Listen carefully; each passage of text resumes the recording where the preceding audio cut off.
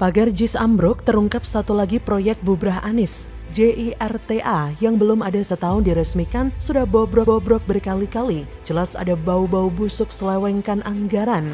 Mungkin dari 330 triliun itu produk terbaiknya Bapak Anies mungkin cuma stadion JIS aja yang kalau nggak salah membutuhkan biaya sekitar 4,8 triliun, tapi itu pun tidak menyentuh masalah substansial DKI Jakarta yang ada 5 tersebut. Jadi menurut kita masa pemimpinan Bapak Anies dengan 330-an triliun ini adalah masa yang sia-sia. Beliau membuat janji yang tidak-tidak gitu loh.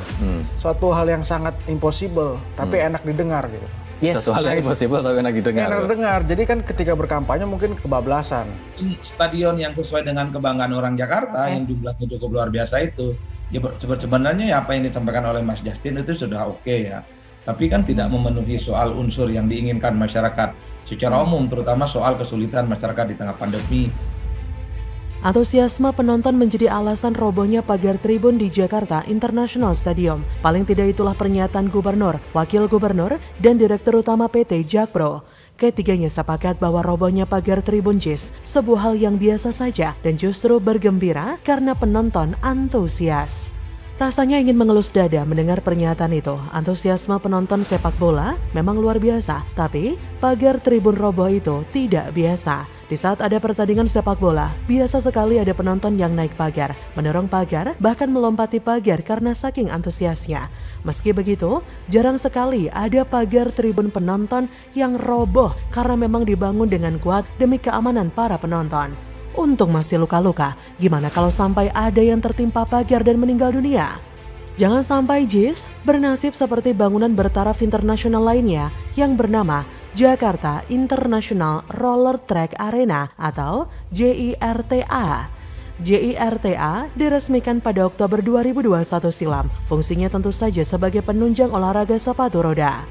Saat peresmian, Anies Baswedan menyebut JIRTA sebagai arena sepatu roda bertaraf internasional pertama di Jakarta. JIRTA sudah sering digunakan oleh atlet profesional untuk berlatih. JIRTA juga mulai digunakan untuk menampung minat masyarakat yang ingin berolahraga sepatu roda. Pada bulan Februari 2022, JIRTA dilaporkan butuh perbaikan karena ada kebocoran atap. Permintaan perbaikan ditanggapi dengan menambal bagian atap JIRTA pada Maret 2022. Selesai penambalan, JIRTA masih tetap bocor sehingga mengganggu latihan atlet sepatu roda Jakarta hingga tanggal 22 Juli 2022. Masalah kebocoran pada JIRTA belum teratasi. JIRTA itu belum ada setahun diresmikan loh, tapi sudah mengalami kerusakan yang membahayakan penggunanya. Proses perbaikannya pun seolah tidak serius karena masalahnya tidak segera teratasi. Takutnya JIS juga jadi seperti itu. Karena itulah janji evaluasi harus sungguh-sungguh dilakukan dengan serius. Kalau tidak, ya JIS akan bernasib seperti JIRTA. Janji diperbaiki tapi tidak pernah tuntas masalahnya. Nah, balik lagi ke soal pagar JIS tadi. Kalau pagar tribun penonton JIS roboh dengan mudah, berarti faktor kekuatan pagar ini tidak pernah dipikirkan dalam proses pembangunan. Masa baru digunakan sekali terus roboh? Karena penonton yang antusias harusnya kan tahu kalau penonton bola itu energinya luar biasa. Maka kekuatan pagar untuk keamanan juga harus diperhitungkan. Hal ini menunjukkan bahwa fasilitas keamanan penonton di JIS belum maksimal. Hal itu diakui juga oleh Ketua The Jackmania yang meminta agar faktor pendukung keamanan dievaluasi di JIS. Kata Diki Sumarno selaku Ketua Umum The Jackmania, artinya banyak hal yang harus disiapkan. Kalau di tempat lain katakanlah di GBK sudah ada steger buat kaponya, nyanyi segala macam. Kalau di sini JIS belum ada. Pernyataan itu menunjukkan jika fasilitas pendukung keamanan penonton di JIS masih kurang.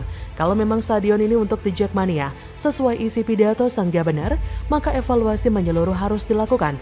Keamanan dan kenyamanan penonton haruslah menjadi salah satu prioritas utama. Untunglah di balik sikap yang seolah menyepelekan, ada janji evaluasi juga dari Pemprov DKI.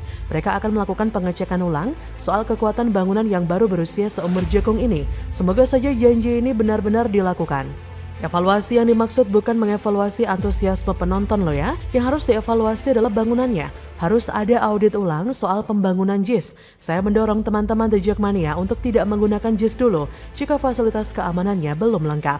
Berbahaya banget ya kalau tanpa evaluasi lengkap lalu digunakan untuk pertandingan Liga 1 yang terkenal panas. Bisa membahayakan nyawa supporter tuan rumah ataupun supporter tim tamu yang berlaga. Robohnya pagar Tribun JIS bisa menjadi contoh bahwa membangun stadion tidak hanya sekedar megah sehingga bisa disombongkan sebagai mahakarya. Faktor keamanan penonton juga harus diperhatikan dan harusnya menjadi salah satu prioritas utama. Faktor keamanan penonton juga harus diperhatikan dan harusnya menjadi salah satu prioritas utama. Semoga saja janji evaluasi JIS sungguh dilakukan dan tak sekedar harapan palsu seperti yang dialami JIRTA. Bagaimana menurut Anda?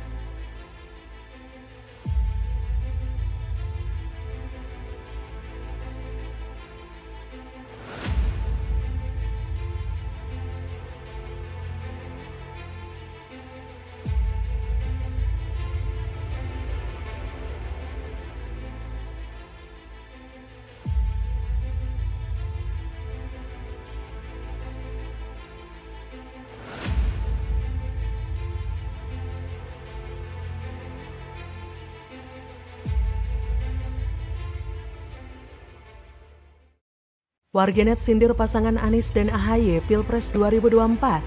Cocok benar, satu ahli narasi dan satu pangeran Hambalang mangkrak. Ya, peluang itu tentu saja mungkin. Apalagi kita lihat peta koalisi yang mungkin terjadi ya. Tiketnya apakah kita bisa dapatkan? Nah, dapatkannya dengan cara melalui tadi koalisi. Ya, melalui koalisi tentunya saat ini kami sedang membangun komunikasi dengan semua pihak, tapi tidak dalam konteks capres sebenarnya, tapi lebih kepada bagaimana kita bisa segera lepas dari pandemi dan ekonomi segera pulih. Selama perbincangan tadi, banyak sekali hal yang kami diskusikan. Sebetulnya sudah rindu juga temu kangen dengan Mas Anies ini, karena beliau juga adalah sahabat diskusi sejak dulu. Dan tentunya saya menghormati, mengapresiasi segala kerja yang dilakukan oleh Pak Anies Baswedan sebagai Gubernur Jakarta yang kita tahu menghadapi tantangan kepemimpinan yang sangat kompleks. Pasangan Anies Baswedan dan Agus Harimurti Yudhoyono diduga bakal menjadi pasangan yang dapat memenangi Pilpres 2024. Warganet yang mendengar kabar itu pun langsung menyebut bahwa satu ahli tata kata, yang satu lagi punya kerajaan Hambalang mangkrak. Elit Partai Nasdem Zulfan Lindan diketahui mendukung duet Gubernur DKI Jakarta Anies Baswedan dan Ketua Umum Demokrat Agus Harimurti Yudhoyono, atau juga sering disebut sebagai Pangeran Hambalang untuk Pilpres 2024. Zulfan memandang duet Anies dan Pangeran Hambalang bakal bisa memenangi Pilpres. Zulfan menyebut partainya sudah sepakat tidak memajukan capres dari internal. Perlu diketahui, ada 3 baca pres yang akan diunggulkan Nasdem, yaitu Anies Baswedan, Gubernur Jawa Tengah Ganjar Pranowo, dan Panglima TNI Jenderal Andika Perkasa. Kemudian, kata Zulfan, Demokrat dipandang masih bersabar untuk memajukan Pangeran Hambalang sebagai capres karena masih muda. Di samping itu, Zulfan mendukung baca pres kedua partai tersebut. Ia menjagokan duet Anies dan Pangeran Hambalang. Menurut Zulfan, Anies telah menguasai suara di Sumatera. Selain itu, kata dia, AHY unggul pula di Jawa Timur. Nah, terkait perhitungan itu, Zulfan memandang duet Anies dan AHY bakal memenangi Pilpres 2024 bila keduanya maju bareng. Hal serupa juga disampaikan Deputi Bapilu Demokrat Kamhar Lakumani yang menyebut ide tersebut juga ramai di internal Demokrat, meskipun ada pula aspirasi untuk berpasangan dengan calon lain sebagai capres ataupun cawapres. Di samping itu, warganet yang mengetahui akan hal tersebut tidaklah setuju dengan pasangan Anies dan AHY, karena warganet tersebut menilai bahwa satunya adalah ahli kata-kata dan yang satunya punya kerajaan Hambalang yang mangkrak. Memang secara perhatian dan elektabilitas, kedua nama tersebut adalah yang paling menjanjikan.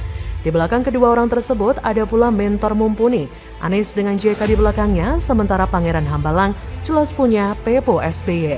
Ditambah dengan Surya Paloh, tentu akan menjadi pasangan dengan kekuatan yang patut untuk diperhitungkan. Namun, sebelum sampai ke sana patut dicermati juga faktor-faktor yang menghambat terbentuknya pasangan tersebut. Karena banyak hal yang sebenarnya menjadi penghalang kuat bagi munculnya duet itu. Pertama, soal kinerja Anies sebagai Gubernur DKI. Sebagai Gubernur DKI banyak sekali kebijakan yang bikin geram. Banyak janji manis semasa kampanye tak tercapai dan malah direvisi dengan tanpa malu. Kata-katanya menjadikan banyak warga menderita. Selama hampir 5 tahun kepemimpinannya, DKI Jakarta dibuat morat-marit. Anies seperti menyelesaikan masalah dengan masalah. Sedangkan si Pangeran Hambalang tercinta jauh lebih parah lagi dari Anies. Kemampuannya sama sekali nggak teruji. Mau jadi Gubernur DKI tapi gagal total. Kalah telak pula, masih belum berpengalaman dan langsung meroket berkat pengaruh bapaknya. Kalau dia berniat nyapres, ini namanya lebih dari keterlaluan. Ibarat begini, anak SD tes masuk SMP, gagal lalu berniat tes masuk SMA. Lah silakan ya nilai sendiri seberapa tinggi ambisi orang ini. Belum lagi Demokrat terkenal dengan proyek mangkraknya, yaitu Hambalang, yang mungkin kalau Pangeran Hambalang maju sebagai capres dan jadi, maka bisa jadi akan menambah proyek-proyek mangkrak seperti Hambalang. Apalagi kalau disandingkan dengan Anies, bukan mangkrak lagi namanya, tapi akan hancur negeri ini. Jadi kalau mereka berdua berduet, bagus banget, biar masyarakat bisa melihat dengan sangat jelas contoh calon pemimpin yang belum layak, tapi maksain diri sebagai sosok yang layak. Yang satu masih lumayan mentah, tapi memaksa diri jadi matang. Kemampuan masih sebatas karyawan biasa, tapi merasa sudah layak jadi CEO atau direktur. Dan yang satu merasa pintar, tapi nggak lebih dari sekedar pintar mengolah kata, agar masyarakat terbuai. Bagaimana menurut Anda?